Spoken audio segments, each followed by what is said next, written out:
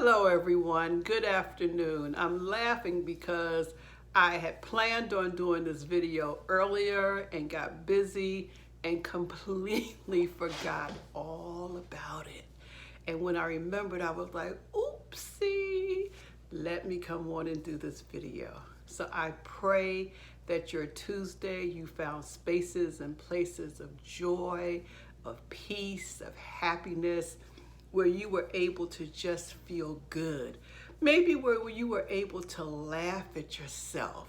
To laugh at yourself if you forgot something like I did. Or to laugh at yourself simply because you find yourself enjoyable. What a joy to be able to drop all self-consciousness and to be able to say, I'm human. So, today we are continuing to talk about change. And our last part of the change process is what they call termination, but I don't particularly care for that word. And I don't really have another word to call it, but I'll tell you what it means.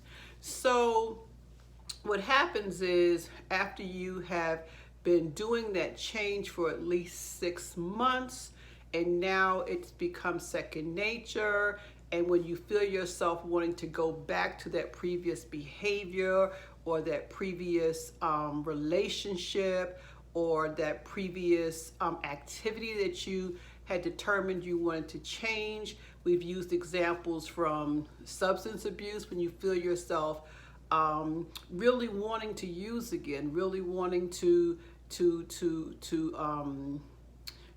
drink or drug in an irresponsible way. Using food when you really feel like you want to pig out continually on those very foods that you had vowed that you would change your relationship with. When you feel like you want to go back to that person or that situation that really was not benefiting you, that was causing you a great deal of pain or a great deal of challenge. When you get lonely, I talked about that yesterday, particularly with relationship. When you get lonely, when you find yourself hearing what was you all's favorite song or sing something that takes you a trip down memory lane, and all of a sudden you just have to be with that person or long to be with that person again.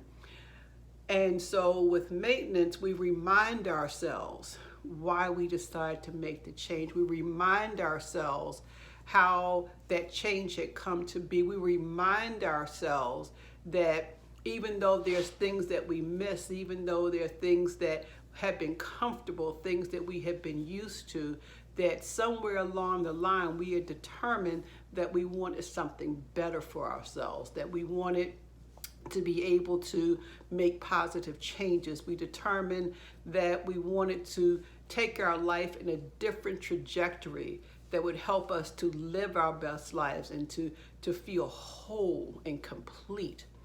And so when they say the termination phase, what they're actually talking about is when you get to the place where the changes you have made have now become routine and you no longer even consider going back to it. And I have a really simple example.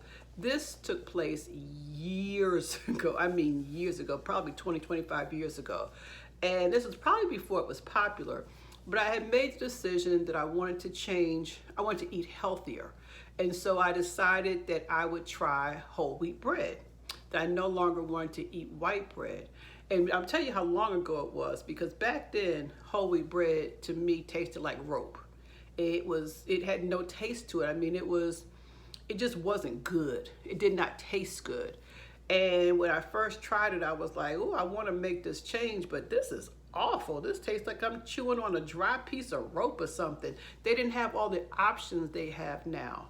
But I determined for me, I realized how much sugar and how many empty calories is in white bread, and I really wanted to change my relationship with that. I wanted to change my relationship with the carbs I was putting in my body.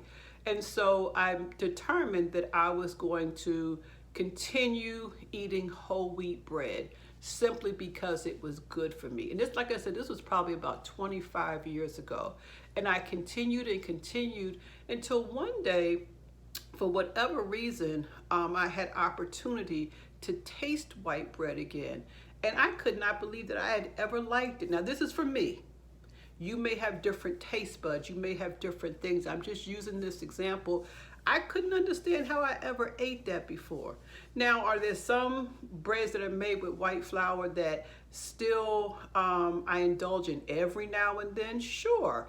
Italian bread every now and then.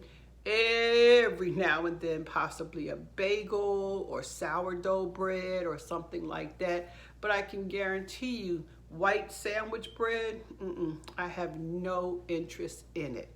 And the other change I've made is because I like white flour like most people do, that before when I used to eat Italian bread, I'd eat the whole, if I bought a sub, I don't know what y'all call it in your part of the country, but in New York where I grew up, you bought a sub.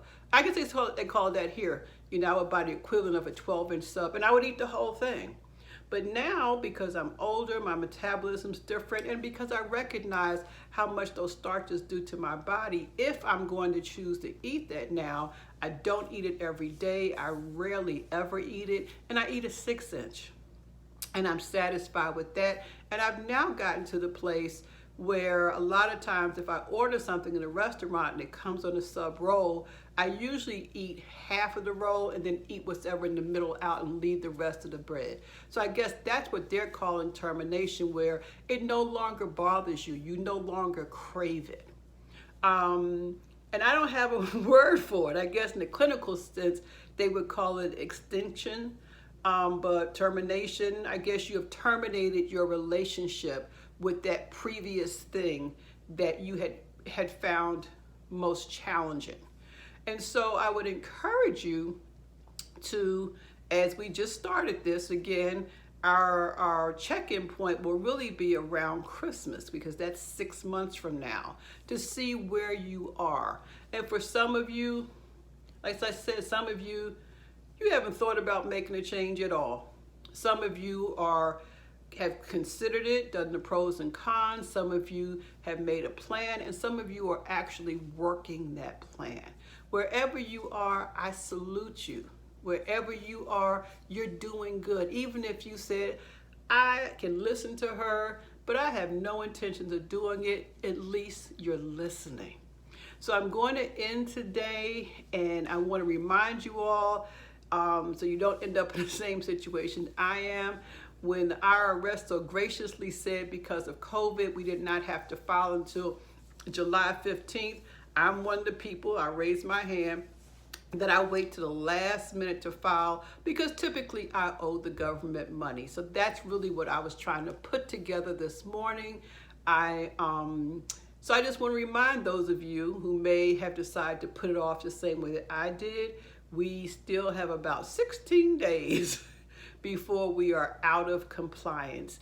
And so I invite you to focus on whatever it is that you need to do. Some people have gotten extensions on loans because of COVID. And for some people, the time period was up through July.